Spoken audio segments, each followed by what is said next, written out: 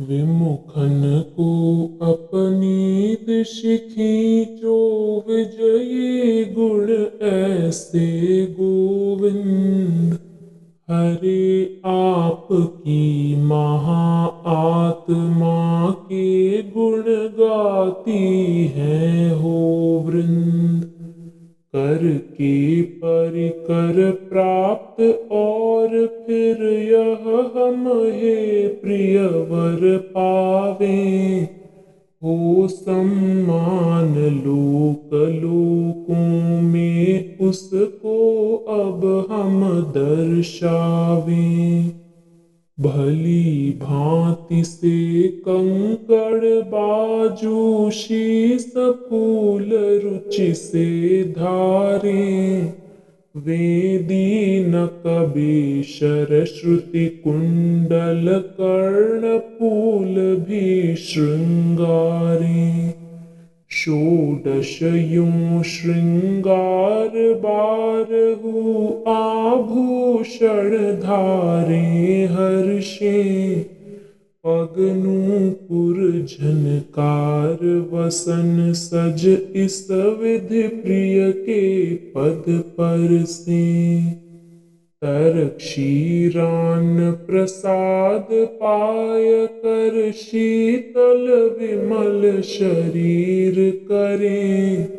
साल संभाल करें गृहवर की सैत सैत कर वस्तु धरें।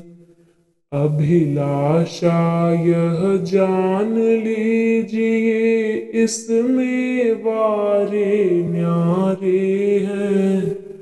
हे जानू जी अब ये ही मन के छंद हमारे हैं। हे जानू जी अब ये ही मन के छंद हमारे हैं।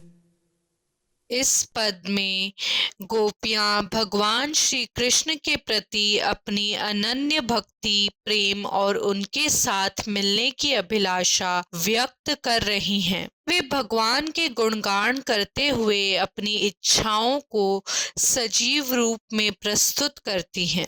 गोपियां भगवान को विमुखन को अपनी दिशि खींचो, विजय गुण ऐसे गोविंद कहकर पुकारती हैं, जो यह इंगित करता है कि श्री कृष्ण के गुण इतने प्रभावशाली और आकर्षक हैं कि वे हर किसी को अपनी ओर खींच सकते हैं, चाहे वे उनसे विमुख क्यों न हो। वे कहती हैं कि उनकी आत्मा भगवान के दिव्य गुणों से भर गई है और वे उनके गुणों का गान करने में आनंदित है। गोपियां भगवान से निवेदन करती हैं कि वे उन्हें परिकर दें, ताकि वे उसे प्राप्त करके समाज में सम्मान प्राप्त करें। इसके बाद वे अपने मन की अभिलाषाओं को व्यक्त करती हैं कि वे भगवान के लिए सुंदरता और सजावट का प्रतीक बनाना चाहती हैं। वे षोडश श्रृंगार का उल्लेख करती हैं, जिसमें कंकण, बाजूबंद, शीश फूल, नथ, बेसर, श्रुति कुंडल और कर्ण फूल जैसे